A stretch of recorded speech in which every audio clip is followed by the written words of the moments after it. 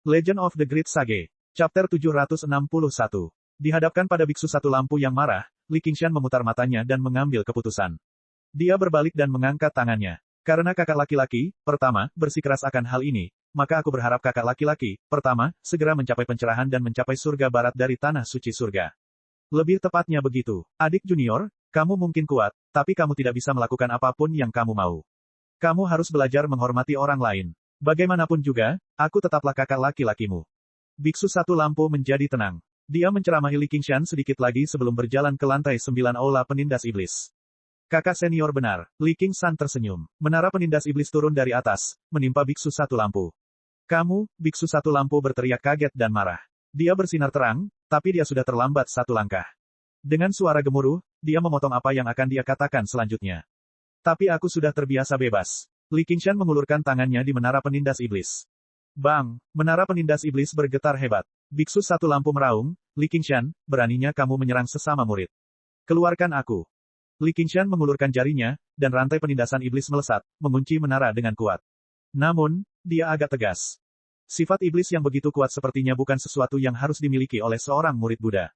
Kakak senior satu lampu, menurutku kamu harus merenungkan dirimu dengan baik di sana. Kekuatan menara penindas iblis tidak hanya berasal dari budidaya Li Qingshan, tetapi juga berhubungan langsung dengan kekuatan sifat iblis lawan. Menara penindas iblis relatif besar. Benar saja, seseorang pasti telah memanfaatkan kelemahan biksu satu lampu dalam pertempuran baru saja. Siapa itu? Komandan iblis biasa mungkin tidak memiliki sesuatu seperti itu, dan semua komandan iblis di lantai ini telah dibunuh. Ditambah dengan fakta bahwa dia bertekad untuk pergi ke lantai 9. Li Qingshan tidak bisa menahan diri untuk tidak melihat ke bawah. Dia sudah mempunyai gambaran kasar, yang membuatnya semakin berhati-hati. Dulu ketika dia masih di lantai 7, sebuah suara hampir membuatnya bingung lagi. Itu semua berkat penyuruh yang menekan pikirannya dan kedatangan biksu yang tidak marah itu tepat waktu. Sekarang mereka berada di lantai 8, kekuatan yang bisa dihasilkan oleh suara itu mungkin lebih kuat. Pada saat ini, pagoda penakluk iblis menyala samar-samar, dan semakin terang. Tidak baik, Li Qingshan mundur. Pagoda penekan iblis hancur. Salah satu lampu memegang lampu di tangannya. Sebuah lingkaran cahaya muncul di belakang kepalanya, membuatnya tampak seperti seorang biksu yang tercerahkan. Namun, wajahnya dipenuhi amarah saat dia menatap Li Qingshan. Li Qingshan menggelengkan kepalanya tanpa daya. Dia tidak mengatakan hal yang tidak masuk akal. Andai saja beberapa kata bisa membangunkannya, maka itu bukan iblis batiniah. Jika itu adalah seseorang yang memiliki hubungan sangat dekat dengan biksu lampu, hal itu mungkin saja terjadi, tetapi mereka baru mengenal satu sama lain selama beberapa jam. Terlebih lagi, dia bahkan menjadi sasaran kompetisi pendeta satu lampu. Mengatakan apapun hanya akan membuang-buang napas. Satu lampu memelototi Li Qingshan, lalu berbalik dan berjalan ke lantai 9 dari Demon Suppression Hall. Pengecut, kata Li Qingshan. Satu lampu menghentikan langkahnya. Sampah. Li Qingshan berdiri dengan tangan disilangkan dan melanjutkan. Satu lampu tiba-tiba berbalik. Apa katamu? Aku bilang kamu bukan tandinganku. Kamu melarikan diri karena takut padaku. Kamu pengecut. Li Qingshan berkata sambil tersenyum. Satu lampu memiliki artefak di tangannya, dan budidayanya sangat kuat. Jika dia ingin menghentikannya mencapai lantai 9, dia harus menggunakan kekuatan seorang penggarap iblis. Sebagai perbandingan, lebih mudah mempermalukannya. Jika itu adalah biksu satu lampu biasa, mengutuknya bahkan tidak akan membuatnya mengerutkan kening. Tapi sekarang pikirannya sedang kacau, dia menjadi sangat sensitif. Tombak cahaya hebat. Biksu satu lampu mengeluarkan raungan yang sangat marah. Cahaya platinum berubah menjadi tombak dan ditembakkan ke arah Li Qingshan dengan kecepatan kilat. Jika saya bisa menggunakan gambar cermin air, saya pasti akan menunjukkan kepada Anda apa artinya membayar seseorang kembali dengan koinnya sendiri. Li Qingshan mengayunkan pedang iblis pengkhianat. Cahaya menjalar ke jaring, memotong dan merobek garis-garis cahaya. Namun, cahaya di sekitar biksu satu lampu menjadi semakin terang. Semakin banyak tombak cahaya besar, semakin padat, hujan turun seperti badai. Ilmu pedang Li Qingshan sangat kuat, tapi lambat laun dia tidak bisa bertahan. Pedangnya meleset, dan tombak cahaya besar menembus tubuhnya. Pada saat itu, dia dikejutkan oleh seberkas cahaya yang tak terhitung jumlahnya dan terlempar. Di balik pelindungnya yang melengkung, Li Qingshan tetap tenang. Benar saja, musuh yang sudah kehilangan ketenangan akan lebih mudah untuk dihadapi. Anda baru saja pulih, jadi berapa lama Anda bisa bertahan dengan serangan yang begitu dahsyat? Bahkan tanpa 9 transformasi iblis dan ilahi, tubuhnya sebagai komandan iblis saja sudah cukup untuk menahan serangan ini. Satu-satunya hal yang dapat mempengaruhinya adalah harta karun Buddha itu. Selama dia menunggu biksu satu lampu kehabisan tenaga, dia bisa menaklukkannya dengan satu serangan balik. Setelah itu, dia bisa segera membawanya ke lantai atas aula penindas iblis dan menunggu biksu yang tidak marah itu kembali. Tepat saat Li Qingshan berencana masuk ke dalam, sebuah keinginan yang kuat dan brutal muncul di benaknya. Sebuah suara terdengar, mati. Rasanya seperti guntur meledak di kepalanya. Li Qingshan merasa pusing, pada dasarnya tidak bisa mengendalikan tubuhnya. Pertarungan antar ahli hanya berlangsung sepersekian detik. Meskipun biksu satu lampu berada di bawah kendali iblis batiniahnya, dia tidak akan pernah menyia-nyiakan kesempatan seperti itu. Dia melantunkan nama Buddha. Roda cahaya besar, cincin cahaya muncul di atas kepala biksu satu lampu, menghantam dada Li Qingshan dengan keras. Armornya segera hancur dan berserakan. Benar-benar gerakan yang lucu, tapi tidak lucu jika digunakan pada saya. Tunggu sebentar, jangan bilang kalau gerakan ini adalah headbutt roket yang terkenal. Li Qingshan dikirim terbang. Dia menikam pedang iblis pengkhianat ke tanah, dan baru kemudian dia berhenti. Dia menunduk dan tersenyum kejam. Jangan panik, bajingan. Cepat atau lambat aku akan memotongmu. Sepertinya dia mengutuknya, tapi tidak jauh berbeda. Spirit Turtle menekan lautan. Li Qingshan mendapatkan kembali kendali atas tubuhnya. Cahaya di hadapannya menyilaukan. Biksu satu lampu menyerang dengan kejam sebagai seberkas cahaya. Apakah kamu sudah selesai? Menara penindas setan. Petik 2. Li Qingshan menguatkan hati iblisnya, dan menara penindas iblis raksasa menyelimuti dirinya. Dengan ledakan, menara penindas iblis berguncang, dan biksu satu lampu terlempar kembali. Cincin cahaya itu hancur dengan paksa, dan darah mengalir dari kepalanya yang botak. Li Qingshan terkikik. Dengan betapa kuatnya sifat iblisnya, jika dia menggunakan menara penindas iblis untuk membela diri, itu sepertinya tidak bisa dihancurkan. Biksu satu lampu menjadi semakin marah. Dia menggelengkan kepalanya, ingin terus berjuang. Tiba-tiba, suara Buddha kuno terdengar lagi di kepalanya, mendesaknya untuk pergi ke lantai 9 aula penindas iblis. Mungkin tabrakan itu sudah terjadi, tapi dia juga mulai merasa ada yang tidak beres. Dia melihat ke menara penindas iblis di hadapannya sebelum melihat kembali ke patung penindas iblis di belakangnya. Untuk sesaat, dia menjadi ragu-ragu. Di bawah patung Demon Suppression, pintu ke lantai 9 tiba-tiba terbuka. Kekuatan isap yang besar muncul dari lubang hitam pekat. Angin kencang bersiul, menyapu biksu satu lampu dan mengirimnya terbang melewati pintu. Dia bingung. Dia tidak tahu bagaimana menolaknya. Dia menabrak pintu, hampir jatuh ke lantai 9. Tubuhnya tiba-tiba terhenti. Salah satu rantai penindas iblis melilit kaki biksu satu lampu, sementara ujung lain dari rantai penindas iblis melingkari tangan Li Qingshan. Dia tersenyum. Bajingan, jangan berani-beraninya kamu lolos begitu saja. Petik 2. Suara itu berteriak dengan marah. Jika kamu tidak melepaskannya, aku akan merobeknya menjadi 2. Jika itu orang lain, mereka mungkin akan ragu-ragu, takut untuk menarik lebih keras. Namun, bagaimana kepribadian Li Qingshan? Dia beralih dari satu tangan ke dua tangan, menariknya ke belakang seperti tarik tambang. Ayo, siapa yang takut pada siapa? Aku akan melawanmu sampai mati. Dia diam-diam menghancurkan tali tasbih yang diberikan oleh biksu yang tidak marah itu. Ia benar-benar tidak menyangka situasinya akan berkembang seperti ini. Untungnya, dia mendapat peringatan dari penyuruh, yang membuatnya tetap waspada sepanjang waktu. Jika dia secara tidak sengaja ditarik ke lantai 9, nyawanya mungkin dalam bahaya. Pria yang terjebak di lantai 9 bukanlah orang biasa. Dengan robekan, jubah biksu satu lampu terkoyak dari pinggangnya. Setelah itu, kulit di sekitar pinggangnya juga mulai pecah-pecah. Darah mengucur seperti air mancur, tersapu ke dalam pintu oleh angin kencang. Maaf, kakak senior satu lampu, tetapi sebagai murid Buddha, jika bukan aku yang masuk neraka, siapa lagi? Bahkan jika aku mati, aku tidak akan berakhir di tangan para penggarap iblis. Tidakkah kamu setuju dengan itu? Li Qingshan menghela nafas, tapi dia tidak melonggarkan cengkeramannya sama sekali. Jika biksu satu lampu jatuh ke lantai 9, dia juga tidak akan memiliki peluang untuk bertahan hidup. Bahkan mungkin baginya untuk digunakan sebagai alat tawar-menawar melawan biara Chan Devanaga.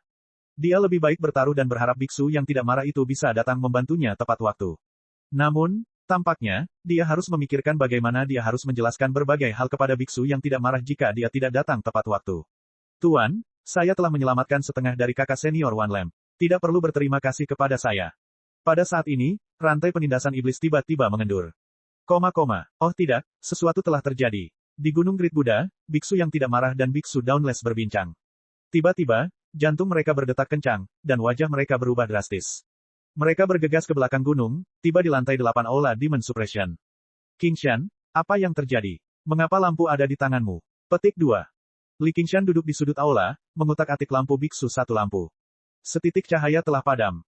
Di hadapannya ada menara penindas iblis. Tuan, Anda akhirnya kembali. Saya telah menyelamatkan kakak senior satu lampu. Semuanya utuh. Li Qingshan memberikan penekanan khusus pada hal ini. Dengan lambaian tangannya, dia melepaskan menara penindas iblis. Beku satu lampu terbaring di sana, tak sadarkan diri. Dia sepertinya tidak terluka sama sekali, kecuali pinggangnya yang diregangkan dengan sangat ramping.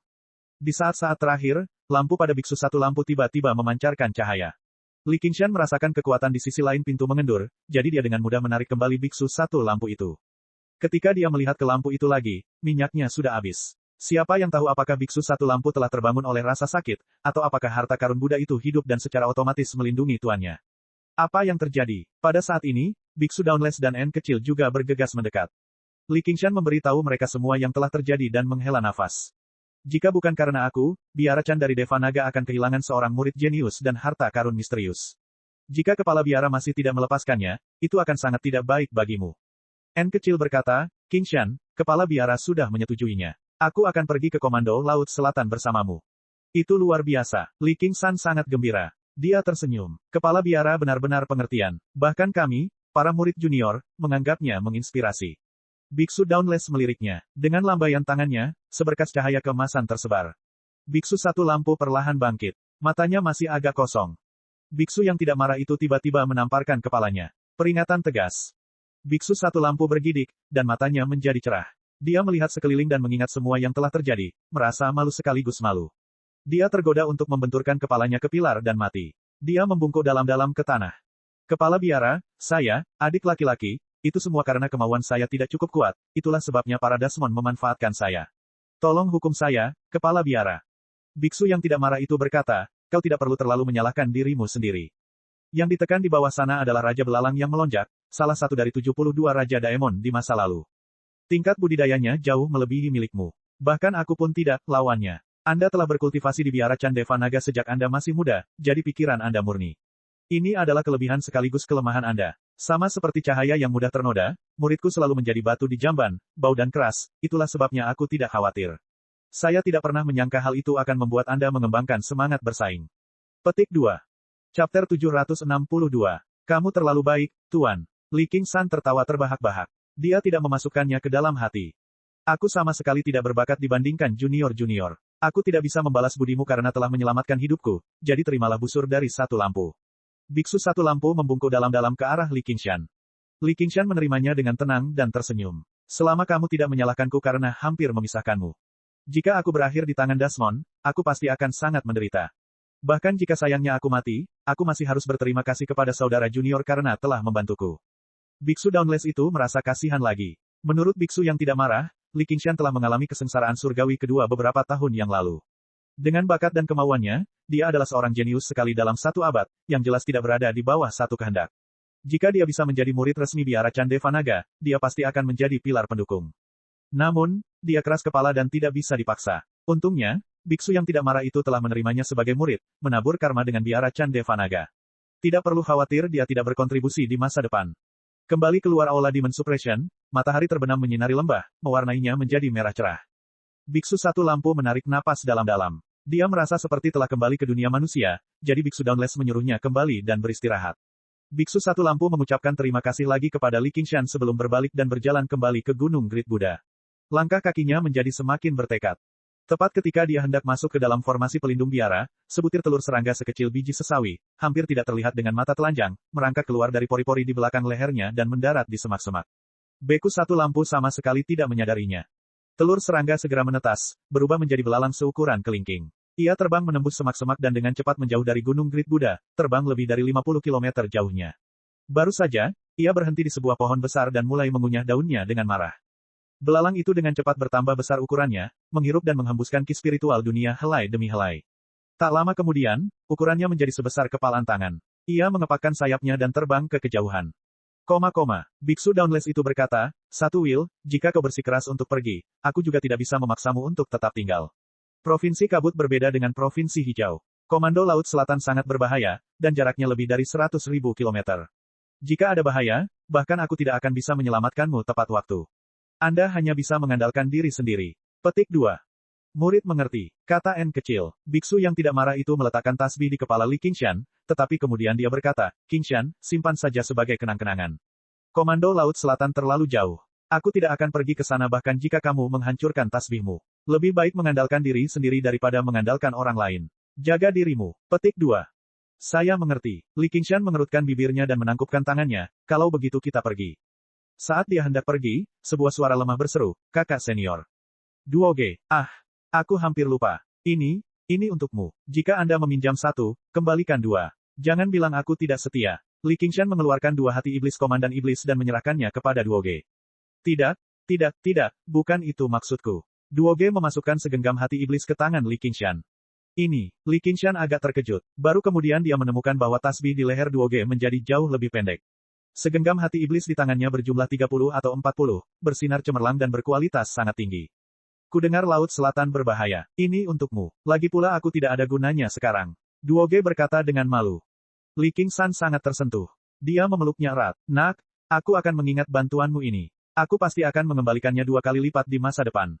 Setelah itu, dia melirik ke arah Biksu Dauntless dan Biksu Unraging dengan pandangan meremehkan. Biksu Buddha terkemuka, Anda bahkan tidak tercerahkan seperti orang-orang iblis yang sangat sedikit. Kedua biksu terkemuka itu jelas tidak terpengaruh. Biksu Dauntless memang mempertimbangkan untuk menganugerahkan harta Buddha kepada Little N, tapi setelah beberapa pertimbangan, dia menyerah pada gagasan itu. Meskipun dia dapat memberikan sumber daya kepada murid-murid yang berprestasi, dia tetap harus menjaga keadilan dasar sebagai kepala biara. Harta karun Buddha sangat penting. Wan Will hanya bergabung dengan biara dalam waktu yang terlalu singkat. Dia sudah menerima terlalu banyak perlakuan istimewa, dan dia tidak memberikan kontribusi apapun. Dia telah meninggalkan biara dengan sengaja kali ini, jadi jika dia memberikan harta Buddha lainnya, itu pasti akan membuat murid-murid lainnya tidak senang. Biksu yang tidak marah itu terkekeh seolah dia mengharapkan Duoge melakukan hal seperti itu. Dia sangat puas. Dia juga memegang harta karun misterius di tangannya, bersiap untuk memberikannya kepada Li Qingshan. Itu bukanlah harta karun Buddha, tapi harta iblis. Namun, waktunya belum tepat. Bisa dikatakan bahwa 2 harta karun misterius sudah menunggu mereka. Dengan bakat dan budidaya mereka, mereka sudah memiliki hak. Yang mereka kurang hanyalah pengalaman. Ini menunjukkan keunggulan istana koleksi pedang. Mereka memiliki kesempatan untuk mendapatkan pedang terkenal setingkat harta karun misterius segera setelah mereka menjadi murid formal. Selama mereka menerima pengakuan pedang, tidak ada yang bisa mengeluh. Namun, sisi negatifnya adalah meskipun istana koleksi pedang akan dihancurkan, penguasa istana tidak dapat memberikan pedang tersebut kepada muridnya. Dia hanya bisa menunggu ahli pedang muncul. Li Qingshan dan Little N lepas landas di atas awan, menghilang ke cakrawala. Pakan. Petik 2. Di ladang melon, seekor anjing kuning menggonggong dengan liar. Di pojok kebun melon, seorang lelaki telanjang sedang memeluk semangka dan menggerogotinya. Dia memakannya bahkan tanpa mengeluarkan bijinya. Tubuhnya kokoh, kulitnya layu dan menguning. Mata coklat gelapnya bersinar terang saat dia makan. Ini terlalu lesat. Dia akhirnya keluar. Miliknya, biara Candevanaga, biksu yang tidak marah, jangkrik emas, dan Li Qingshan. Kalian semua sudah mati. Petik 2. Petani bertopi jerami mendengar gonggongan dan keluar dari gubuk jerami dengan peralatannya. Bajingan, beraninya kamu mencuri semangkaku. Kamu tidak ingin hidup lagi. Siapa kamu? Pria itu tiba-tiba mengangkat kepalanya, dan petani itu merasa seperti jatuh ke dalam gua es, tidak bisa bergerak sama sekali. Salinan dirinya yang tak terhitung jumlahnya tampaknya terpantul di mata coklat tua itu. Anjing kuning itu merintih dan lari dengan ekor di antara kedua kakinya. Pria itu menjilat bibirnya. Sudah lama sekali aku tidak makan daging manusia. Daging kaum iblis itu bau dan asam. Menjijikkan sekali. Beberapa saat kemudian, pria itu berdiri di ladang melon dan menyeka darah dari sudut bibirnya.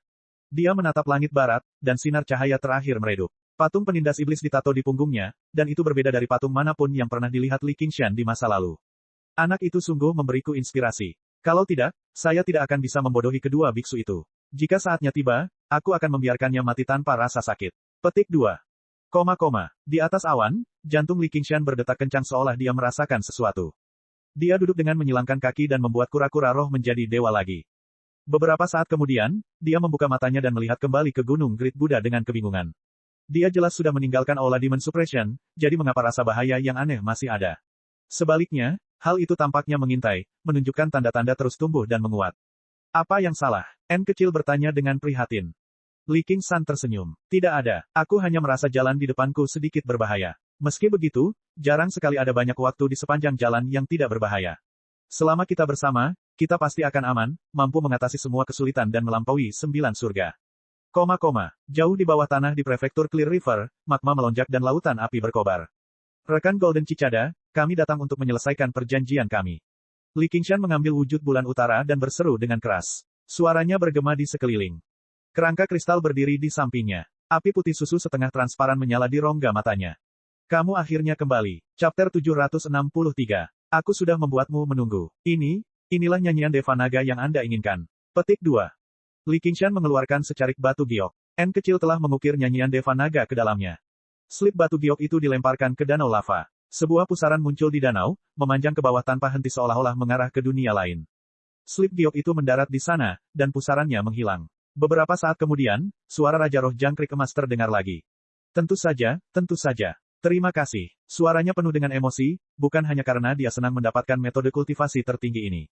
Kita seimbang sekarang. Jika tidak ada yang lain, aku akan pergi dulu. Li Qingshan melambaikan tangannya dan hendak pergi. Raja Roh Jangkrik Emas berkata, aura burung Phoenix pada dirimu semakin lama semakin berat. Dikatakan bahwa kamu dibunuh oleh Raja Naga Laut. Alasan mengapa kamu dapat melarikan diri hidup-hidup adalah karena nirvana burung Phoenix kanan. Itu benar. Pertarungan itu terlalu berbahaya. Terus terang saja, aku hanya melarikan diri demi hidupku. Apakah Anda punya saran lain untuk saya, kawan? Jangan bilang kamu punya bulu Phoenix lain, kawan. Petik 2. Jantung Li Qingshan berdetak kencang. Raja Roh Jangkrik Emas sepertinya cukup akrab dengan burung Phoenix. Karena dia memiliki bulu burung Phoenix, mungkin dia memiliki lebih banyak lagi. Jika dia bisa mendapatkan lebih banyak lagi, mempraktikkan kitab suci Nirvana Phoenix akan menjadi sangat mudah. Burung Phoenix sudah terbang terlalu lama. Aku hanya menyimpan bulu Phoenix itu sebagai kenang-kenangan. Aku tidak punya lagi. Namun, ada pohon wutong dewa di Gunung Fire Melt di Provinsi Kabut. Dulunya merupakan tempat tinggal burung Phoenix. Jika Anda bisa berkultivasi di sana, itu akan 100 kali lebih efektif daripada berkultivasi di lahar. Petik 2. Li Qingshan berkata, Gunung Api Meleleh. Saya rasa saya pernah mendengarnya di suatu tempat. Saya akan berkunjung ke selatan. Saya pasti akan pergi dan melihatnya ketika waktunya tiba. Petik 2. Setelah saya sepenuhnya memahami nyanyian Devanaga, saya akan mampu memperbaiki kekurangan terakhir dalam kultivasi saya dan menjalani kesengsaraan surgawi keempat. Saya akan melompat keluar dari dunia ini. Ketika saatnya tiba, saya akan melompat keluar dari dunia ini. Aku akan memberimu satu hadiah terakhir sebagai pertukaran. Seperti yang dikatakan Raja Roh Jangkrik Emas, benda lain terbang keluar dari danau lava, mendarat di tangan Li Qingshan. Itu adalah sepotong batu giok berwarna merah menyala. Sepotong perasaan jiwanya tertanam di dalamnya. Itu tidak memiliki fungsi khusus. Itu hanya sesuatu yang bisa digunakan sebagai alarm atau komunikasi pada saat-saat genting. Tukarkan dengan apa? Li Qingshan bertanya dengan rasa ingin tahu sambil memainkan batu giok di tangannya. Sebuah benda yang bisa membuat Raja Roh Jangkrik Emas memperlakukannya dengan sangat serius sebagai hadiah pastinya bukanlah benda biasa. Bahkan mungkin lebih berharga dari bulu burung Phoenix. Namun, karena ini adalah pertukaran, itu berarti apa yang harus dia serahkan harus memiliki nilai yang sesuai. Bulu-bulu burung Phoenix untuk nyanyian Devanaga. Sulit untuk mengatakan siapa pemenang dan siapa yang kalah. Masing-masing hanya mengambil apa yang mereka butuhkan. Tapi satu hal yang pasti, nilai kedua barang ini kira-kira sama. Kamu akan tahu kapan waktunya tiba. Raja Roh Jangkrik Emas sangat tertutup. Kalau begitu bisakah kamu memberiku hadiah terlebih dahulu seperti yang kamu lakukan dengan bulu burung Phoenix? Aku punya banyak kesulitan yang harus diatasi akhir-akhir ini. Li Qingshan punya ide. Setelah transaksi ini, mereka seharusnya membangun kepercayaan paling mendasar di antara mereka. Akan lebih baik jika memiliki lebih banyak kekuatan. Itu tidak akan berhasil. Aku hanya bisa memberikannya kepadamu ketika saatnya tiba. Bukannya aku tidak mempercayaimu. Aku semakin penasaran sekarang. Saya jamin nilai item ini pasti tidak di bawah harta magis. Jika digunakan dengan benar, saya khawatir itu akan melampauinya. Baik-baik saja maka, saya harap Anda dapat segera menjalani kesengsaraan surgawi keempat, sehingga Anda dapat meninggalkan tempat ini dengan baik dan melihat dunia lain. Petik 2. Setelah menyelesaikan satu karma dan menabur karma baru, Li Qingshan dan N kecil kembali ke permukaan. Saat ini sudah larut malam, dan langit dipenuhi bintang-bintang yang cemerlang. Untuk sesaat, Li Qingshan tidak tahu kemana dia harus pergi. Dia baru saja melalui masa kultivasi yang panjang, diikuti dengan perjamuan di menara, dan kemudian pertempuran hebat di Aula Penindas Iblis. Meskipun dia tidak terlalu bosan, dia masih ingin beristirahat sebentar dan menghabiskan waktu bersama kerabat dekatnya yang sudah lama tidak dia temui. Alhasil, dia tersenyum. Waktu pasti berlalu dengan cepat. Sebelum saya menyadarinya, Anda sudah tumbuh menjadi dewasa. Saat itu, kamu masih sangat kecil. Petik 2. Kalau begitu jangan sentuh kepalaku lagi. Xiao An menggunakan sepasang tangan putih untuk meraih tangan besarnya, dengan lembut menggenggamnya di telapak tangannya. Gadis kecil, kamu sudah dewasa. Kamu sangat patuh di masa lalu, tapi sekarang aku bahkan tidak bisa menyentuh kepalamu. Jika aku tahu sebelumnya, aku benar-benar tidak akan mengirimmu ke biara Candeva, Naga. Kamu telah disesatkan oleh keledai botak itu. Li Qingshan menghela nafas dan meratap. N kecil menggigit bibirnya dan meletakkan tangannya di atas kepalanya lagi. Itu lebih seperti itu. Li Qingshan tertawa keras dan menariknya ke dalam pelukannya. Aroma samar kayu cendana memenuhi lengannya, dan pikirannya tenang. Dia berkata dengan lembut, kamu ingin pergi kemana? Apa yang ingin kamu lakukan pertama kali? Aku akan melakukan apapun yang kamu mau. Saya ingin pulang ke rumah. N kecil mengangkat kepalanya. Pulang ke rumah. Maksudmu tempat tinggal King Xiao? Bukankah Anda sudah lama berkultivasi terpencil? Bukankah itu cukup membosankan? Li Qingshan menggelengkan kepalanya. Kamu bilang itu terserah aku. N kecil serius. Baik-baik saja maka, Li Qingshan berkata tanpa daya. Di kediaman King Xiao, seberkas sinar bulan putih keperakan bersinar dari langit-langit. Li Qingshan berbaring di bawah sinar bulan, menatap banyak bintang di dalam gua. N kecil berbaring di pelukannya dengan tenang, menatapnya tanpa berkedip sama sekali. Rambutnya yang seperti rumput laut tergerai seperti air terjun, menutupi platform batu dan menutupi tepinya. Beberapa saat kemudian, Li Qingshan menundukkan kepalanya. Kemudian, tidak ada yang lain. Itu dia, itu dia. N kecil memeluknya lebih erat lagi. Baik-baik saja maka, Anda sungguh mudah untuk dihadapi. Li Qingshan menghela nafas sambil tersenyum. Dia juga menganggap ini perasaan yang cukup menyenangkan. Kalau begitu aku akan tinggal 1 abad. Mata Little N bersinar, bahkan lebih cemerlang dari bintang paling terang. Hah, 1 abad. Di sini. Petik 2. Ya, apakah sulit untuk menghadapinya? Untuk kali ini, ekspresi Little N menunjukkan sedikit kenakalan. Baru pada saat itulah hal itu cocok dengan penampilannya sebagai seorang gadis muda. Kamu akan segera bosan. Li Qingshan mencubit pipinya, memperlakukannya seperti kata-kata anak kecil. Aku tidak akan bosan. N kecil berhenti sejenak, lalu mengulangi, aku tidak akan bosan. Apa yang dia kejar bukanlah di sisi lain, tapi di sini. Bekerja keras untuk berkultivasi hanya berarti bertahan pada momen ini untuk waktu yang lama. Di dunia yang tenang dan tidak terganggu ini, hanya dengan keberadaan satu sama lain, inilah kebahagiaan tertinggi. Li Qingshan tiba-tiba merasakan dorongan hati. Seperti yang dia katakan, jadi bagaimana jika itu adalah 1 abad atau 1000 tahun? Tapi dorongan ini hanya sekejap. Dibandingkan dengan mimpinya, hanya angin sepoi-sepoi yang berlalu, hampir tidak meninggalkan jejak apapun. Dia kemudian merasa menyesal. Apakah karena dia menginginkan terlalu banyak? N kecil tiba-tiba tersenyum. Dia berbalik dan menaiki tubuhnya. Dia mengangkat tangan kanannya tinggi-tinggi, menunjuk ke kedalaman langit berbintang, dan berkata dengan keras, saya ingin melampaui surga ke-9. Pada saat itu, bahkan Li Qingshan terpesona oleh kecemerlangan yang mekar. Dia tiba-tiba menyadari betapa cantiknya dia. Biasanya dia lebih seperti selembar kertas putih, genangan air jernih, dan tanpa cacat. Tapi saat ini, dia diolesi dengan warna paling pekat dan paling cerah. Agak aneh, tapi juga sedikit familiar. Bukankah kamu baru saja mengatakan ingin tinggal selama 1 abad? Chapter 764. Keduanya berbaring berpelukan. Li Qingshan memberitahunya tentang apa yang terjadi setelah mereka berpisah, sementara N kecil hanya mendengarkan dengan tenang hampir sepanjang waktu. Cahaya bulan bergeser sebelum akhirnya menghilang, berubah menjadi sinar matahari. Hal ini berulang hingga matahari dan bulan bergantian. Itu berlanjut sampai Han Qiongzi datang mencarinya. Han Qiongzi berdiri di pintu masuk kediamannya dan menatap awan dan kabut yang melayang di pegunungan Chain. Dia berpikir dalam hati, tempat tinggal Rusin tidak jauh dari sini, tapi dia sudah berkultivasi terpencil selama beberapa tahun sekarang. Aku ingin tahu bagaimana keadaannya sekarang. Pintu batu di belakangnya terbuka, dan dia berbalik, hanya untuk melihat Li Qingshan melangkah mendekat. Namun, tatapannya mau tidak mau tertuju pada N kecil di belakangnya, dan mau tak mau dia menjadi tertegun.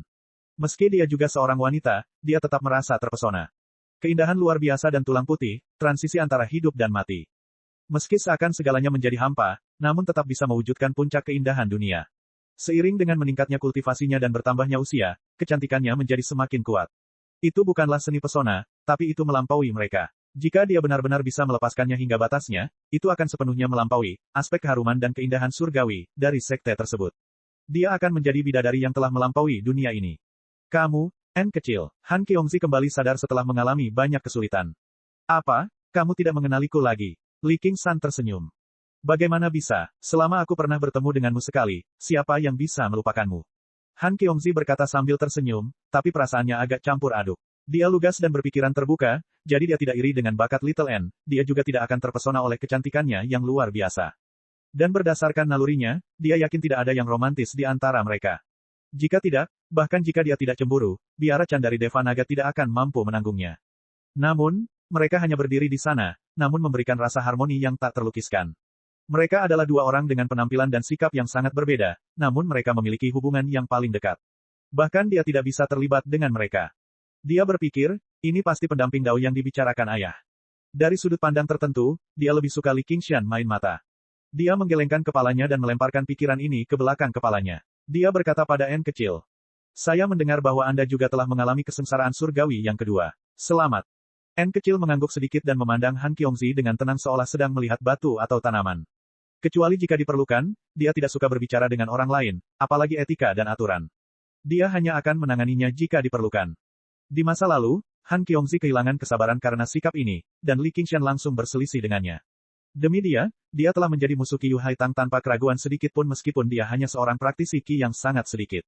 Sekarang, Han Qiongzi tahu bahwa dia memperlakukan semua orang dengan cara yang sama, bukan dia. Segera setelah kamu kembali, kamu mengurung diri di kediaman gua. Kupikir kamu akan mengikuti pelatihan tertutup lagi. Terakhir kali, itu kecelakaan. Jika aku benar-benar ingin mengasingkan diri untuk waktu yang lama, aku pasti akan memberitahumu. Namun, aku punya rencana untuk melakukannya baru-baru ini. Li Qingshan dan N kecil saling berpandangan. Ini adalah sesuatu yang telah mereka diskusikan sebelumnya. Setelah memahami lapisan ke-8 dari patung penindas iblis, Li Qingshan membutuhkan waktu tertentu untuk menetap dan meningkatkan budidayanya. Dengan beberapa lusin hati iblis yang diberikan Duoge kepadanya, bahkan ada kesempatan baginya untuk menyempurnakan pedang iblis pengkhianat menjadi harta iblis sejati. Dia bahkan dapat memulihkan sepenuhnya kekuatan tubuh Dasmonnya hingga batasnya. N kecil juga sama. Setelah menjalani kesengsaraan surgawi kedua, dia bisa melangkah lebih jauh dengan jalan tulang putih dan keindahan luar biasa. Tasbih tengkorak, pedang pembunuh Buddha, spanduk laut darah, dan sebagainya yang dimilikinya semuanya perlu disempurnakan kembali. Li Qingshan telah menyiapkan sumber daya yang dibutuhkan untuknya. Dia telah mengumpulkan banyak mayat dari pertempuran selama bertahun-tahun.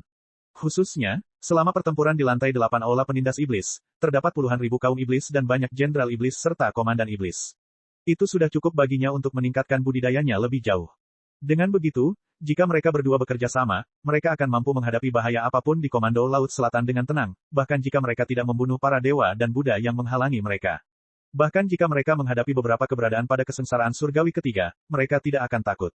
Kultivasi terpencil. Han Qiongzi pada dasarnya tidak tahu harus berkata apa. Bagi para kultivator, budidaya terpencil jelas bukan hal yang buruk. Kecuali mereka telah mencapai titik kritis dalam budidaya mereka, di mana mereka perlu fokus untuk menerobos kemacetan, sama sekali tidak diperlukan budidaya terpencil.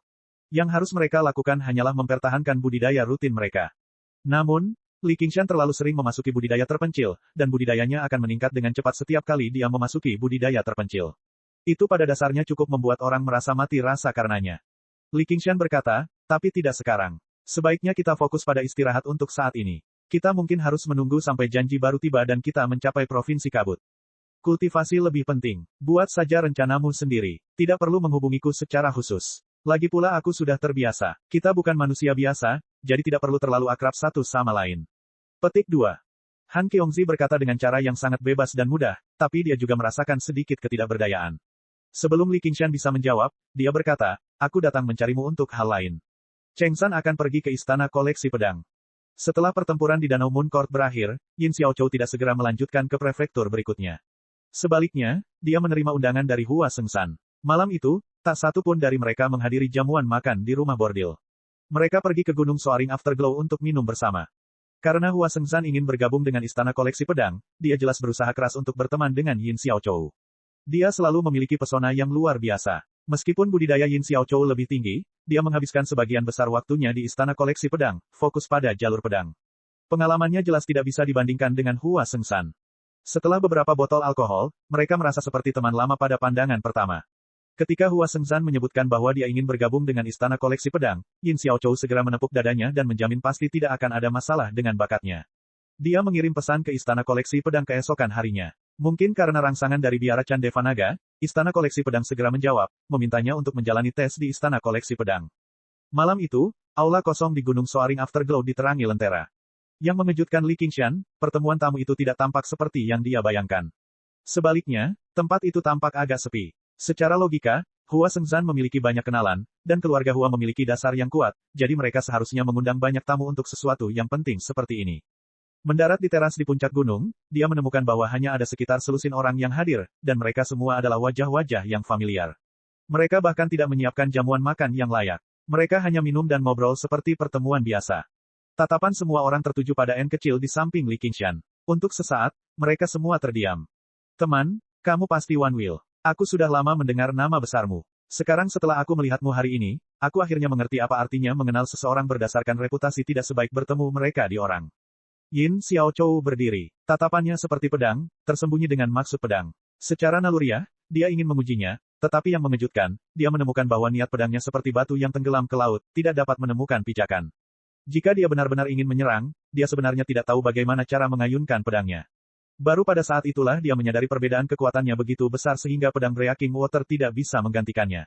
N kecil tidak berkata apa-apa. Li Qingshan mengabaikan Yin Xiaochou dan bertanya pada Hua Sengshan, mengapa jumlahnya sangat sedikit? Mengapa kamu tidak menemukan lebih banyak orang untuk merayakannya? Hua Sengshan berkata, saya masih belum menjadi murid istana koleksi pedang, jadi apa yang perlu dirayakan? Chapter 765. Jangan bilang kamu bercanda, rekan Yin. Saya adalah murid biara Chan Devanaga. Li Qingshan terkejut sebelum tersenyum tak terkendali. Seorang murid sekuler, tambah Yin Xiaochou. Murid sekuler memiliki status yang sangat rendah di biara Candeva Naga. Mereka bahkan tidak punya hak untuk menginjakan kaki di halaman dalam, apalagi metode budidaya yang bagus. Mereka juga tidak memiliki sumber daya apapun.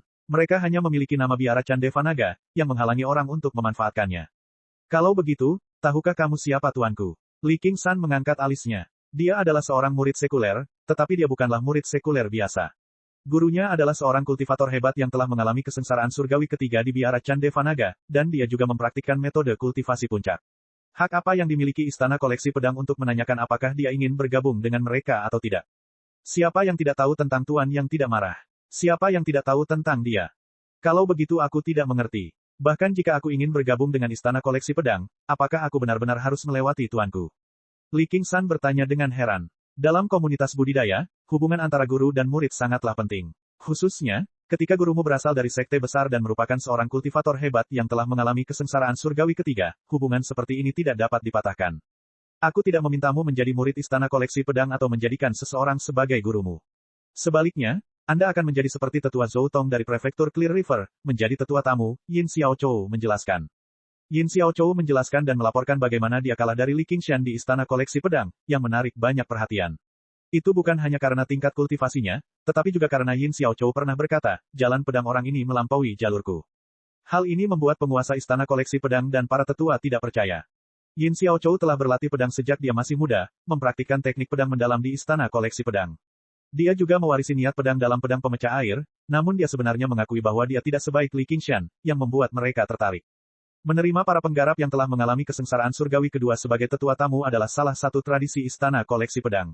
Ada peluang terlepas dari identitas atau latar belakang mereka. Beberapa tetua tamu bahkan memegang posisi ketua sekte dari sekte lain. Selama mereka menjadi tetua tamu, mereka dapat mempelajari metode budidaya dan teknik pedang yang unggul di Istana Koleksi Pedang. Namun, tidak semua penggarap yang telah mengalami kesengsaraan surgawi kedua memiliki kesempatan untuk menjadi tetua tamu Istana Koleksi Pedang.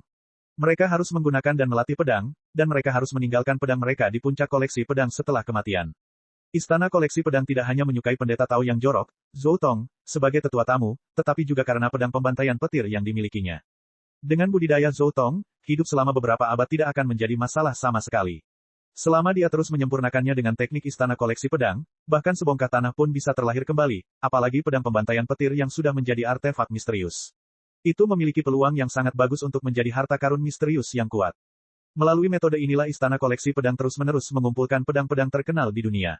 Bahkan harta karun misterius seperti pedang Soaring Dragon yang hanya bisa diimpikan oleh para penggarap tidak dapat dihitung sebagai salah satu dari 10 pedang terkenal, yang hanya menunjukkan seberapa dalam fondasinya. Jadi begitu, Li Qingshan menyadari, dan bertanya lagi, tetapi kamu mengatakan untuk mengganti pedang yang bagus, bisakah aku juga menghunus pedang dari puncak pedang tersembunyi? Dia tidak pernah memiliki kesan yang baik tentang Istana Koleksi Pedang. Dari tetua naga melonjak hingga Fu Qingjin, mereka semua pernah memaksanya ke dalam kesulitan di masa lalu, namun godaan untuk mendapatkan harta karun misterius terlalu besar. Dia berpikir dalam hati, dengan pesonaku, ketika aku sampai di puncak pedang tersembunyi, 10 pedang terkenal itu akan mendatangiku. Tetua tamu biasa tidak bisa menghunus pedang dari puncak pedang tersembunyi, tapi sepertinya kamu tidak memiliki pedang yang cocok, itulah sebabnya kami membuat pengecualian. Dengan bakatmu dalam ilmu pedang, jika kamu berlatih teknik pedang di Istana Koleksi Pedang, kamu pasti bisa mencapai level yang benar-benar baru. Yin Xiaochou berkata dengan serius. Meskipun dia kalah dari Li Qingshan, dia tidak menaruh dendam padanya. Dia menjalankan misi yang diberikan Istana Koleksi Pedang kepadanya dengan cermat. Sikap seperti ini jelas tidak datang dari usia dan pengalamannya. Sebagian besar berasal dari pengaruh pedang Breaking Water, yang hanya menunjukkan nilai pedang yang bagus bagi Istana Koleksi Pedang. Namun, ada beberapa hal yang tidak dia jelaskan. Alasan mengapa Istana Koleksi Pedang bersedia membuat pengecualian dan mengizinkan Li Qingshan menghunus pedang dari puncak pedang tersembunyi adalah karena mereka menyukai cara pedangnya. Sama seperti bagaimana, menyatu dengan pedang, pedang tidak hanya membantu orang tersebut, tetapi orang tersebut juga memelihara hati dari pedang. Seorang pendekar pedang yang baik dapat meningkatkan kemampuan pedangnya dalam jumlah yang sangat besar. Saya akan berpikir tentang hal ini. Li Qingshan berkata sambil berpikir.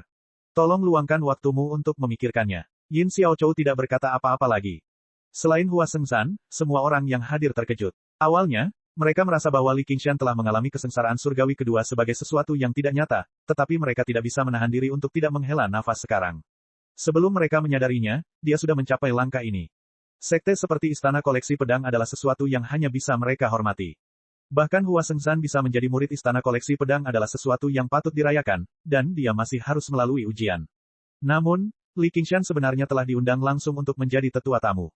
Perbedaan pengobatannya sungguh sangat besar. Mereka juga sedikit mengerti kenapa Hua Sengzan tidak merayakannya secara besar-besaran. Kalau tidak, kata-kata Yin Xiaochou pasti akan mencuri perhatian.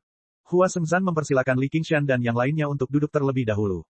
Dia tersenyum. Tidak peduli apa yang terjadi di masa lalu, tidak peduli apa yang terjadi besok, kita harus minum sepuasnya malam ini. Baiklah, Li Qingshan duduk sambil tersenyum, dan Little N duduk di sampingnya. Han Qiongzi menghela nafas dalam. Tepat ketika dia hendak mencari tempat duduk lain, dia tiba-tiba merasakan pinggangnya menegang, dan Li Qingshan telah menariknya ke dalam pelukannya. Dia bertanya sambil tersenyum, apa yang Anda pikirkan, Nyonya? Wajah Han Qiongzi memerah. Lepaskan saya. Li Qingshan mengambil toples alkohol dan mengosongkannya dalam sekali teguk. Dia tertawa keras. Maafkan aku karena tidak bisa menurutinya. Bau alkohol menyerang wajahnya, dan Han Qiongzi juga tampak sedikit mabuk. Pria yang pernah membuatnya jatuh cinta pada pandangan pertama, ketika dia tidak tahu apa itu cinta, bahkan lebih bergairah dari sebelumnya. Hanya satu senyuman darinya sudah cukup untuk membuatnya jatuh cinta padanya. Dulu seperti itu, dan sekarang masih seperti itu. Sekalipun mereka tidak bisa menjadi mitra kultivasi, meskipun mereka menghabiskan lebih banyak waktu terpisah daripada bersama, dia tidak merasakan penyesalan sama sekali. Semuanya tertawa. Li Qingshan menyaksikan wajahnya menjadi semakin merah, hampir sampai dia tidak bisa menahan rasa malunya. Baru setelah itu dia melepaskannya dan membiarkannya duduk di sampingnya. Dia terus memegangi pinggangnya, mencegahnya melarikan diri. Han Qiongzi menyikutnya dengan kejam. Dia hanya bisa menyerah karena dia tidak dapat membebaskan diri. Dia merasa malu dan kesal, tapi ada sedikit kegembiraan di matanya. Sekelompok orang minum dan mengagumi bulan. Itu adalah saat yang tepat. Qingshan, jika kamu bisa menjadi tetua tamu di Istana Koleksi Pedang, kita bisa bepergian bersama, kata Hua Sengzan. Jika memungkinkan, aku jelas ingin mendapatkan pedang terkenal, tapi aku masih memerlukan izin tuanku. Aku tidak bisa mengambil keputusan sendiri. Kemudian Li Qingshan melirik Yin Xiaochou. Yin Xiaochou saat ini sedang menuangkan secangkir untuk dirinya sendiri dan minum sendiri, seolah-olah dia telah melalui perubahan hidup untuk menenggelamkan kesedihannya. Namun, di mata Li Qingshan, dia adalah seorang penjajah yang sok. Warisan yang dia peroleh dari pedang pada akhirnya bukanlah miliknya. Ada perbedaan yang halus. Karena anak ini cukup berani untuk menyebutkannya, tidak, karena Istana Koleksi Pedang cukup berani untuk menyebutkannya, jangan bilang padaku mereka yakin biara Chandeva Naga pasti akan menyetujuinya. Kalau tidak, bukankah mereka akan merasa terhina? Atau mungkin Istana Koleksi Pedang ingin membentuk aliansi dengan biara Chandeva Naga, dan mereka ingin saya menjadi penghubungnya. Li Qingshan merenung dan perlahan-lahan mengambil keputusan. Tiba-tiba, dia mengangkat kepalanya. Akan turun hujan. Semua orang mengangkat kepala. Bulan cerah tergantung di langit. Hanya sedikit awan tipis yang melayang di langit malam yang biru pekat. Sepertinya tidak akan turun hujan sama sekali. Namun tak lama kemudian, angin kencang datang, bersiul melewati puncak gunung seperti tangan tak kasat mata yang menutupi tirai besar.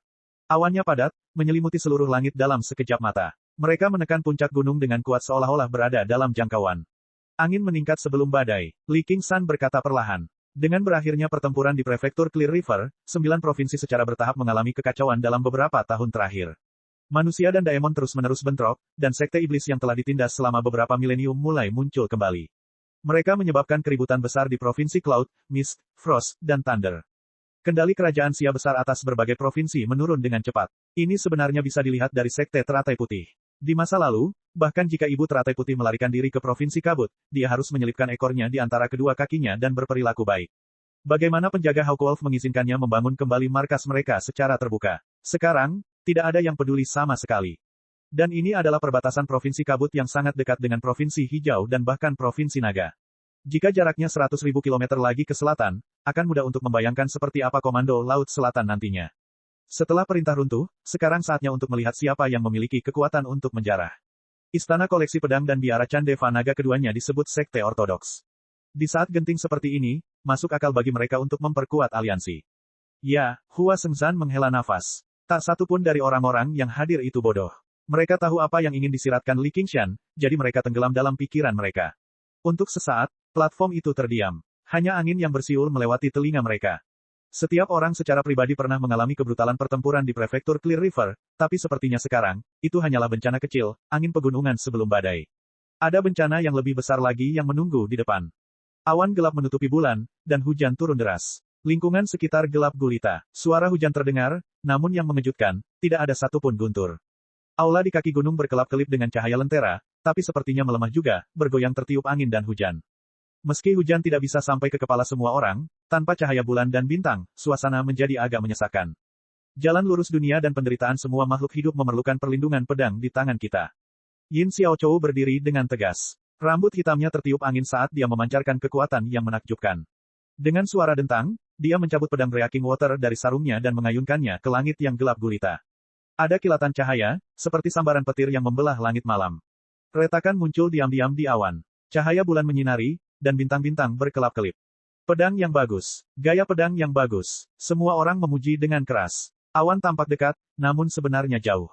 Membelah awan dengan satu serangan dari jarak yang sangat jauh sungguh merupakan prestasi yang luar biasa. Saya masih harus berterima kasih atas kekalahan yang Anda berikan kepada saya beberapa hari yang lalu. Itu memberi saya cukup banyak inspirasi, memungkinkan saya untuk mendapatkan pemahaman baru tentang jalur pedang. Mengapa Anda tidak memperluas wawasan kami? Petik 2. Yin Xiaochou berbalik dan menatap Li Qingshan, untuk memamerkan kekuatan pedang pemecah air dan secara samar-samar menantangnya. Kultivasi Anda mungkin lebih tinggi dari saya, tetapi Anda mungkin tidak dapat mencapai apa yang bisa saya lakukan. Saya bukan lawan Anda saat ini, tetapi setelah saya menjalani kesengsaraan surgawi kedua, Anda pasti tidak akan menjadi lawan saya. Li Qingshan berdiri dengan malas dan melemparkan toples alkohol kosong di tangannya dari tebing, mendorong ke atas dengan kedua tangannya. Penggunaan samudera, formulir perpisahan awan. Petik 2. Awan naik dan turun, bergerak ke segala arah. Tak lama kemudian, hampir separuh awan di langit telah terbelah, dan cahaya bulan tampak semakin cerah. Li Qingshan berkata, "Rekan Yin, aku akan melaporkan hal ini kepada tuanku. Jika dia tidak keberatan, aku akan menemanimu ke istana koleksi pedang." Setelah jamuan makan, semua orang bubar. Cek cek cek cek cek cek cek cek. Rakan-rakan kultivator sekalian, sebelum retret, sila terus berkultivasi untuk jurus subscribe, like, share dan komentar agar sekte novel Sadim terus berkembang pesat.